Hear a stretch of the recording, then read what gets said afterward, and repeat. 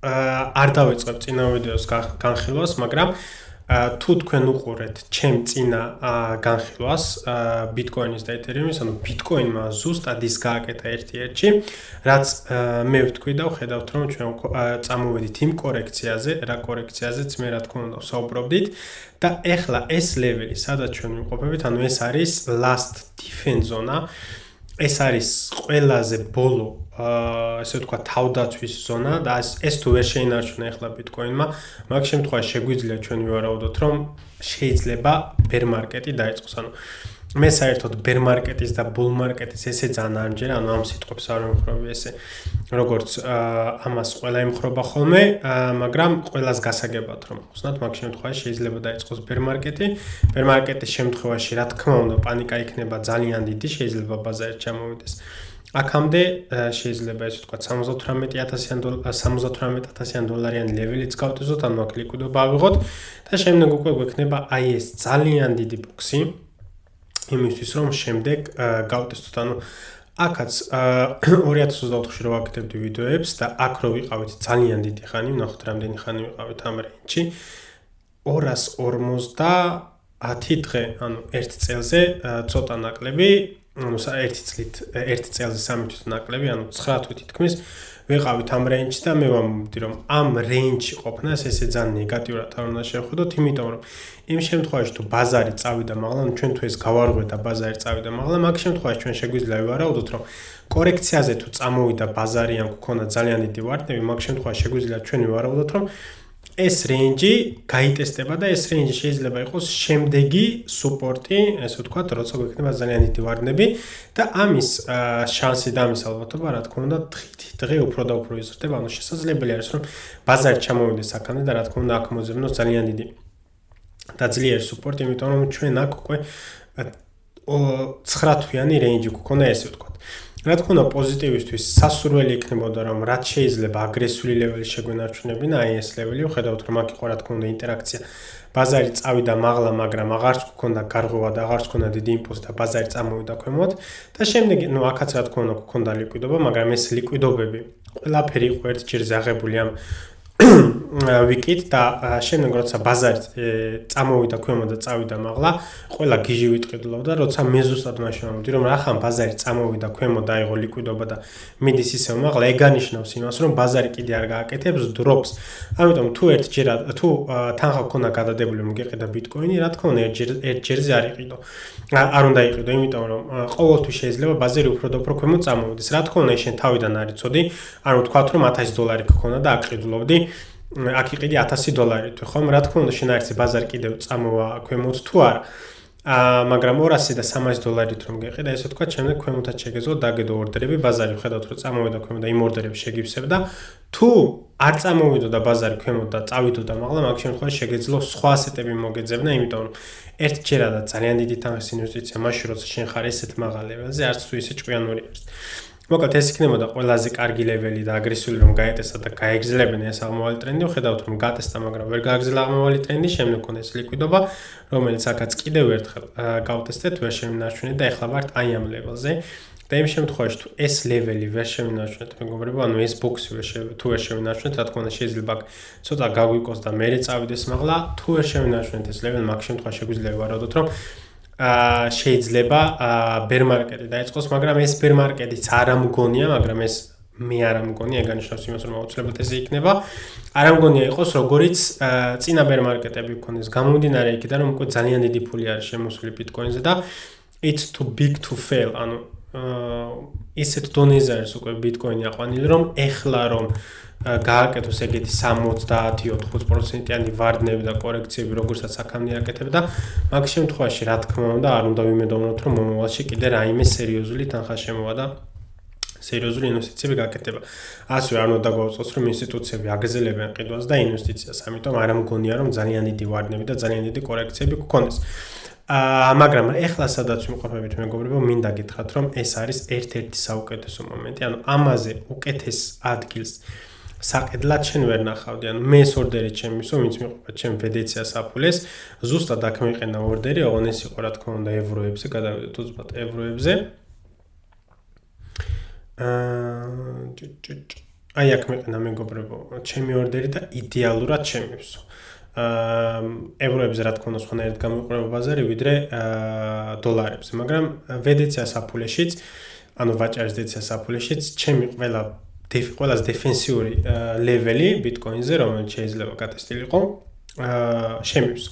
შეიძლება თუ რა კიდე ლეველები გაიტესტოს ქვემოთ, რა თქმა უნდა შეიძლება და ეს არის ყველაზე დეფენსიური, მაგრამ პოზიტიური სცენარისთვის, იმის რომ პოზიტიური სცენარი გაგრძელებულიყო, მაგ პოზიტიურ სცენარში ყველაზე დეფენსიური ენტრი იყო, აი ეს ყველაზე დეფენსიური ყიდვის წერტილი. ამიტომ ჩემი აზრით, ამაზე საუკეთესო ადგილს თუ ბაზარი წავიდა მაღლა, ანუ ამაზე კარგ ადგილს საყიდლად შენ ვეღარ იპოვ, იმიტომ რომ ამის ქვემოთ ჩამოვიდა ბაზარი, რა თქმა უნდა, მე უკვე გვექნება bear market და გვექნება უფრო დიდი ვარნები და უფრო დიდი ესე ვთქვათ ინვესტიციების გაკეთება შეგეძლება უფრო იაფად, მაგრამ ეხლა რომ ავიღოთ all time high-დან აქამდე ჩვენ გვაქვს უკვე 25%-იანი კორექცია, რაც რა თქმა უნდა არის ნორმალური და კარგი. ანუ წარმოვიდგინე რომ თუ შენ გუშინ წინ და თვეების წინ გინდოდა ბიტკოინის ყიდვა აი აქ $10,000-დან აი აქ $15,000, დღეს ის როცა 25%-ით იაფია, დღეს რატო არ გინდა ყიდვა, ხო?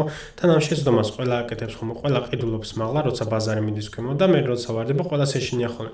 მაგრამ შენ თუ გაითვალისწინებ ამ ერთ წესს, რომ შენ არაფერს არ ყიდულობ მწვანეზე და არაფერს არ ყიდი წითელზე, ანუ მწვანეზე არ ყიდულობ, იმიტომ რომ შენ უკვე დაგვიანებული ხარ და იმპულსი უკვე დაიწყო და არაფერს არ ყიდი წითელზე, ანუ არ ვარდები პანიკაში, რომ შენ ამ ორ კომპონენტს თუ გაითვალისწინებ, მაგ შემთხვევაში ესე ვთქვათ, აღარ დაუშვებ იმ შეცდომას, რამდენსაც აქამდე უშვებდი და მოგებაშიც გახვალ. ამიტომ თუ ყიდვა გინდოდა როდისმე, ეს იყო კარგი ადგილი, ესეც კარგი ადგილი იყო და ეს არის საუკეთესო ადგილი, ეს არის ყველაზე დეფენსიური და ესე ვთქვათ, ყველაზე საუკეთესო ფასი, რაც კი შეგეძლო აი ამ მონაკვეთში გეყიდა. ამის ქვემოთ უკვე ძალიან დაბალ ლეველებს გავწევ და რა თქმა უნდა, ამ დროსაც შეიძლება ყიდვა, მაგრამ ამ შემთხვევაში თუ ეს ჩამოვარღოთ ქვემოთ, მაგ შემთხვევაში უკვე სხვა სცენარი გვექნება და სხვა სურათი გვექნება ბაზარზე. გადავიდეთ ახლა მეგობრებო, უფრო დაბალ time frame-ზე და ვნახოთ 4 საათიანზე რა ხდება, რა თქმა უნდა ვხედავთ.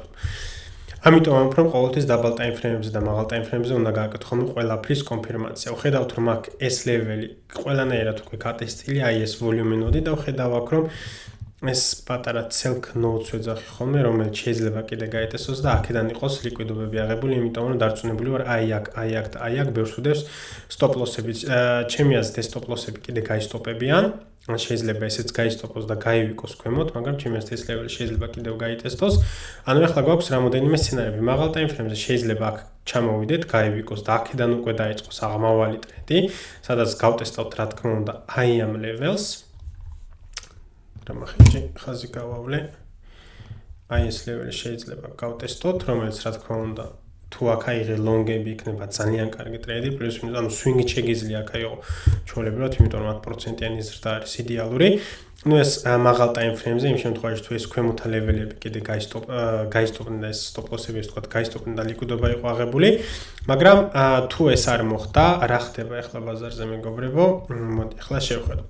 ჩვენ გვაქვს აქ ლოკალურად რა თქმა უნდა დაღმავალი ტრენდი და იმ შემთხვევაში თუ შენ ეძებ ლონგებს, day trade-ებს ან swing trade-ებს, გადავიდეთ საათზე, რა თქმა უნდა ჯერ ბაზარი არ არის განვითარებული, რომ კარგი ტრეიდები ავიღო და კარგი ტრეიდები გამოჩნდეს, მაგრამ ჯერჯერობით რასაც მე ახლა ვხედავ არის პირველ რიგში აი ეს ლეველი, რომელმაც აგვიყვანა ლოკალურ ლოუზე, თან ახლა ვხედავთ ჩვენ რომ ის იმპულსები ქვემოთ და ქვემოთ უფრო და უფრო პატარავდება, რაც რა თქმა უნდა იმის ნიშანია, რომ შეიძლება კონსტრუქციაში უკუსვლა მოხდეს და ესე ვთქვათ, წავიდეთ ლოკალურ აღმავალ ტრენდში. ლოკალური აღმავალი ტრენდი ანიშნავს იმას, რომ all time highs დავდებთ. ანუ ლონგებისთვის მე ახლა ველოდები რომ გავარდოთ 4 საათიანზე ეს ლეველი და მაგ შემთხვევაში მე ვიქნები დაინტერესებული იმისთვის, რომ აქ ავიღო ლონგები, აქ ავიღო შორტები, აქ უყურებ შორტებს, აქ უყურებ ლონგებს. იმ შემთხვევაში თუ ჩვენ ეს ლეველიც გავარდოთ მეგობრებო მაღალ time frame-ზე, მაგ შემთხვევაში შეგვიძლია დავადასტუროთ. ანუ ეს უკვე ვნახოთ 4 საათიანზე, იმიტომ რომ დროზე სხვანაირად გამოიყურებ. 4 საათიანზე გვინდა აი ამის გარღვევა, მაგრამ თუ ჩვენ მოვახერხეთ და daily-ზეც და 4 საათიანზეც ვნახოთ აბა როგორ გამოიყურება ეს daily-ზე.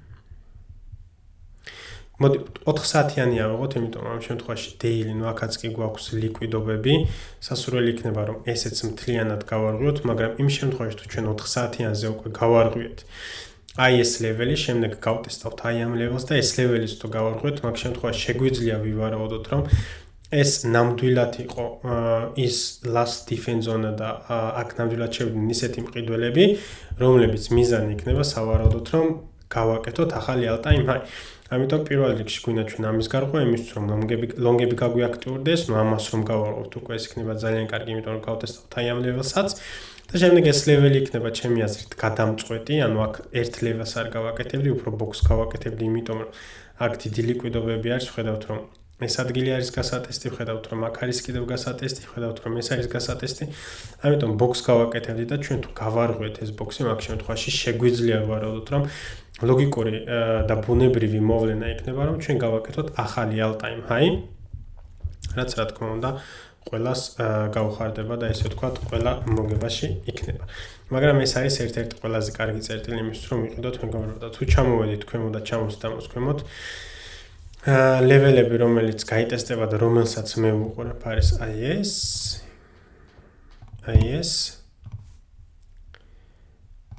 IS და შემდეგ უკვე IS box-ი. ამიტომ დავალოდოთ რას გააკეთებს Bitcoin-ი, ახლა იმყოფება სუპორტზე და რა თქმა უნდა მე პირადად ვეძებ მხოლოდ ლონგებს და შორტებით მე ჯერჯერობით არ ვარ დაინტერესებული, იმიტომ რომ შორტებზე არც გექნება კარგი რევარდი, იმიტომ რომ შენი რევარდი ახლა აქ ვარ სუპორტზე და შენი რევარდი არის IS. მაგრამ ახლა თუ შორტებს იღებ, რა არის შენი რევარდი? ხომ შენი რევარდი იქნება მინიმალური, იმიტომ რომ შენი რევარდი მაქსიმუმ შეიძლება წამოვიდეს აქამდე და სად ეს და სად ეს. ამიტომ მე ვეძებ ახლა ჯერჯერობით მხოლოდ ლონგებს. ახლა რაც შეეხება ეთერიუმს მეგობრებო, ეთერიუმიც ისეთ ადგილზე არის, ანუ წინა ვიდეოშიც გქონდა ლაპარაკი, რომ ეს იყო ის ერთ-ერთი ცელკი ვოლიუმინოდი, რომელიც შეიძლება გატესტილიყო და ვხედავთ რომ გაიტესტა. ჯერ მაღალ time frame-იდან დავიწყოთ. ნუ weekly-ზე ეს ჩამოვარღვეთ, მაგრამ ანუ ეს შემდეგი weekly სანთელი თუ დაიხურა ამ level-ის მაღლა, მაგ შემთხვევაში შეგვიძლია ვივარაუდოთ რომ ამ level-ის rejection-ი მოხდა და ეს იქნება უპოზიტიურესი რამე ბაზარისთვის, ანუ ძალიან კარგი ესე ვთქვათ რეაქცია გვექნება. ანუ ჩვენ აქედან თუ წავიდით მომავალ კვირას და აქ თუ დავიხურეთ, ეს იქნება ეთერიუმისთვის ერთ-ერთი საუკეთესო და ერთ-ერთი ყველაზე პოზიტიური მოვლენა და ესე ვთქვათ ფასზე ვიგრძნობთ რომ არიან მყიდველები და ესე ვთქვათ მოხდა ამ level-ის rejection-ი, ანუ შემდეგ ლოგიკური ესე ვთქვათ სულა იქნებოდა ბაზრის მაღლა წასვლა. ანუ weekly-ზე ვხედავთ ხოლმე და მას წავშოვთ ყველაფერი რომ ადვილად იყოს გასაგები. ნუ ეს არის weekly-ზე, ახლა ჩვენ ვტესტავთ. ეს level უკვე გატესტილი არის, ნუ აქ მეც ვერაფერს ვერ ვხედავთ, შემდეგი level-ი არის აი აქ და შემდეგ არის IS box-ი აქ. გადავიდეთ ახლა daily-ზე, ვნახოთ რების დაკონფირმება შეგვიძლია რა თქმა უნდა დავაკონფირმოთ IS box-ი, მოდი box გავაკეთებ რომ ადვილი გასაგები იყოს ყველასთვის ეს box-ი და შემდეგ გვაქვს IS box-ი გასატესტად. ახლა რას ველოდებ, ნუ ეს daily-ზე რა თქმა უნდა, daily-ზე ჩვენი შემდეგი ყველაზე ძლიერი, ესე ვთქვათ, level-ი რა ჩვენ გვინდა არის, აი აქაც ხედავთ ყველა რომ ეს არის range. ჩვენ ახლა გვინდა რა თქმა უნდა რომ ამ range-ში შევიდეთ უკან და გავარღვევთ აი ეს level-ი. იმ შემთხვევაში თუ ჩვენ range-ში შევარღვევთ და გავარღვევთ ამ level-ს, მაგ შემთხვევაში ბუნებრივი მოვლენა იქნება range-ის მაღალთა მხარეს გატესტვა, რომელიც იქნება ლოკალურად პლუს-მინუს 25%-იანი ზრდა.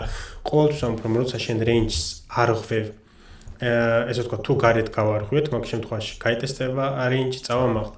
იმ შემთხვევაში თუ range-ში შეარღვიე, ლოგიკური და ბუნებრივი მოვლენა არის ხოლმე range-ის მეორე მხარეს გატესტვა. ამიტომ ჩვენ ახლა გვინდა ამ range-ში უკან შერღვევა და daily-ზე აი ამ level-ის გარღვევა. თუ გავარღვევთ ჩვენ ეს level-ი, მაგ შემთხვევაში შეგვიძლია ეთერიუმზეც ვივარაუდოთ, რომ იქნება შემდეგი all-time high, მაგრამ მანამდე რა თქმა უნდა ეს level-ი უნდა გაირღვეს და სანამ ამ level-ამდე მომაბაზარი, რა თქმა უნდა ლოკალურად double time frame-ზე უნდა წარმოიშვას ისეთი კონსტრუქცია, სადაც ვივარაუდებთ რომ ბაზარი წამოამაღლა. ახლა რაც ხდება აქ, შეიძლება თუ არა ეთერიუმმა კიდევ ქვემოდანა იყოს ლიკვიდობა, რა თქმა უნდა, იმიტომ რომ ეს box-ი ჯერ მთლიანად არ არის გატესტილი. ხედავთ რომ box-ის მაღალი მხარე არის გატესტილი და სრულიად შესაძლებელია რომ ქვემოთაც გაიტესოს და ანუ ეს ლიკვიდობებიც იყოს აღებული, იმიტომ რომ აქ ძალიან ბევრს უყენია stop loss-ები. ამიტომ შეიძლება ახლა მოხდეს ესეთი რამ და შემდეგ აქედან დაიწყოს ბაზარმა ზრდა.